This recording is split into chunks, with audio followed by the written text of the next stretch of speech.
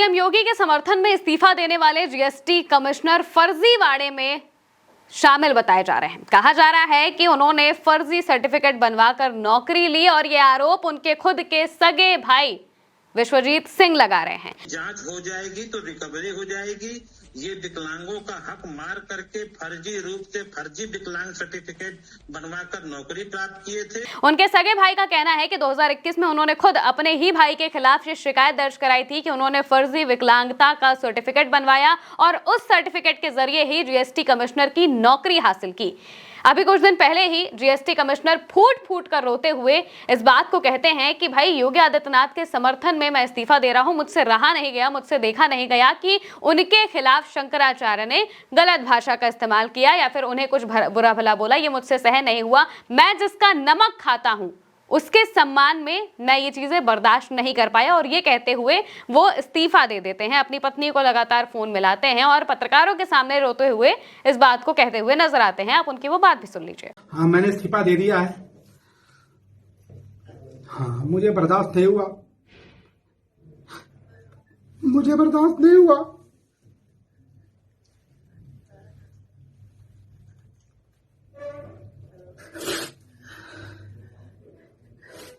जिसका नमक खाते हैं उसका इलाज अदा करना चाहिए, मुझे बर्दाश्त नहीं हुआ। अब जैसे ही वो इस्तीफा देते हैं तो सवाल उठने लगता है कि भाई एक जीएसटी कमिश्नर भला मुख्यमंत्री को लेकर इस्तीफा क्यों दे रहा है? उनके समर्थन में इस्तीफा देने का तुक जीएसटी कमिश्नर को लेकर क्यों बन रहा है? क्योंकि जीएसटी कमिश्नर अधिकारी होते हैं, वो शासन के लिए काम करते हैं, वो किसी सरकार के लिए काम नहीं करते हैं। सरकारें आती जाती रहती हैं, जो प्रशासन है वो वहीं का वहीं रहता है और वो प्रशासन के अधिकारी हैं। उन्हें जो सैलरी जाती है वो जनता के टैक्स के पैसों से जाती है, तो भला उनकी वफादारी सीएम से इतनी ज्यादा कैसे हो सकती है? अब जैसे ये बात आती है तो पता चलता है कि उनके खिलाफ विभागीय जांच चल रही है। विभाग उनके खिलाफ जांच कर रहा है। मेडिकल रिपोर्ट को लेकर 2 बार उन्हें मेडिकल जांच के लिए बुलाया गया था। जो फर्जी विकलांगता का सर्टिफिकेट उन्होंने बनाया वो उन्होंने अपनी आंख की बीमारी को लेकर बनवाया। ऐसी बीमारी के बारे में बताया जो कि 50 साल से पहले किसी को होती ही नहीं है और उन्होंने उस बीमारी के बारे में बताकर फर्जी विकलांगता का सर्टिफिकेट बनवाया और उसके जरिए नौकरी को हासिल कर लिया। ये बात उनके खुद के सगे भाई विश्वजीत सिंह बता रहे हैं और यहाँ तक कि जो उनकी बहन है, उनकी बहन पर भी यही आरोप लग रहा है कि उन्होंने भी इसी तरीके से फर्जी विकलांगता का सर्टिफिकेट बनवाया और उसके जरिए नौकरी को हासिल किया है। उनकी जो बहन है जया सिंह, उनका नाम बताया जा रहा है, वो कुशीनगर के हाटा में तहसीलदार के पद पर तैनात हैं और उन पर भी यही आरोप है। विश्वजीत सिंह का कहना है कि जब से उन्होंने इस तरह की शिकायत दर्ज कराई है तब से उनके भाई और उनकी बहन दोनों से उनकी बातचीत नहीं हो रही है। इसके अलावा क्या आरोप लगाए हैं वो भी हम आपको बता देते हैं। विश्वजीत सिंह का कहना है कि शिकायत के बाद से न सिर्फ प्रशांत कुमार सिंह बल्कि उनकी छोटी बहन जया सिंह से भी पूरी तरह से बातचीत बंद हो चुकी है। जया सिंह वर्तमान में कुशीनगर के हाटा में तहसीलदार के पद पर तैनात है और वो भी इस मामले में जांच के दायरे में है। विश्वजीत सिंह बताते हैं कि सच सामने लाने की कीमत उन्हें पारिवारिक रिश्तों की टूटन के रूप में चुकानी पड़ी है।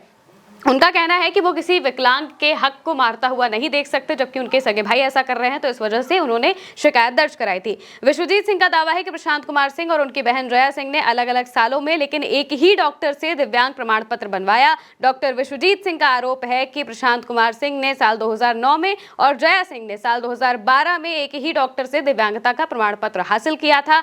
आरोप ये भी है कि ये दोनों प्रमाण पत्र फर्जी हैं और इनके जरिए सरकारी सेवा में लाभ लिया गया। शिकायतकर्ता का दावा है कि इस संबंध में उनके पास दस्तावेजी साक्ष्य मौजूद हैं जिन्हें जांच एजेंसियों को सौंपा जा चुका है और यही वजह है कि अब दोनों अधिकारियों पर जांच बैठी हुई है।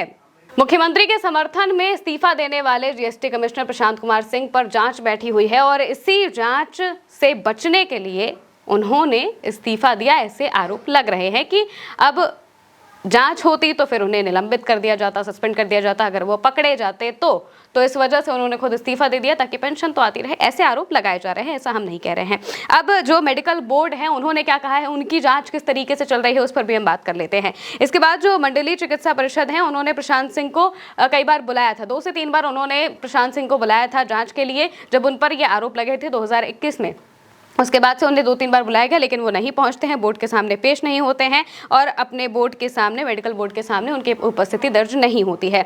यही नहीं, विश्वजीत का एक और पत्र है जो वायरल हो रहा है, जो कि उन्होंने सीएमओ को ये नाम लिखा हुआ था और बताया था कि दिव्यांगता का फर्जी सर्टिफिकेट उन्होंने बनवाया हुआ है और इसी को लेकर रिकवरी होनी थी और इसी वजह से मेडिकल रिकवरी ना हो पाए, जो संभावित रिकवरी है, जाँच है, वो ना हो पाए और इसी वजह से उन्होंने इस्तीफा दिया है, ऐसी बात कही जा रही है। अब इस पूरे मामले पर जो सीएमओ है मऊ के, उन्होंने बताया है कि मामले पर जांच की जा रही है और ये जांच अब और तेजी से हो रही है, क्योंकि जिस तरह से वो रोते बिलखते हुए इस बात को कहते हैं कि योगी आदित्यनाथ के समर्थन में वो इस्तीफा दे रहे हैं, तो फिर सवाल उठने लगते हैं और इसी वजह से विभागीय जांच उनके खिलाफ, प्रशांत कुमार सिंह के खिलाफ तेज हो जाती है। और अब खुद जो उनके सगे भाई हैं वो इस बात को कह रहे हैं कि उनके भाई ने फर्जी तरीके से नौकरी हासिल की है और इसी वजह से उन पर ये जांच बैठी हुई है। अब देखना होगा कि जब विभाग की जांच सामने आती है तो उसमें क्या कुछ निकलकर सामने आता है, क्योंकि जिस तरीके से शंकराचार्य का प्रकरण पूरे प्रदेश में चल रहा है, एक तरफ जो सिटी मजिस्ट्रेट है अलंकार अग्निहोत्री वो इस्तीफा देते हैं और इसके तुरंत बाद, इसके अगले ही दिन खबर आती है कि जीएसटी कमिश्नर ने समर्थन में इस्तीफा दे दिया है। तो आखिर अधिकारी इस्तीफा क्यों दे रहे हैं, इन सब बातों पर इसको लेकर सवाल उठने लगे थे, लेकिन अब इसमें यह नया एंगल जुड़ गया है कि विभागीय जांच से बचने के लिए शायद प्रशांत कुमार सिंह ने इस्तीफा दिया है। अब ये देखना होगा कि जब विभाग अपने हिसाब से जांच करेगा तो उस जांच में क्या निकलकर सामने आता है। फिलहाल के लिए मेरे यानी कि महिमा के साथ इस खबर में इतना ही। आप देखते रहिए उल्टा चश्मा न्यूज़।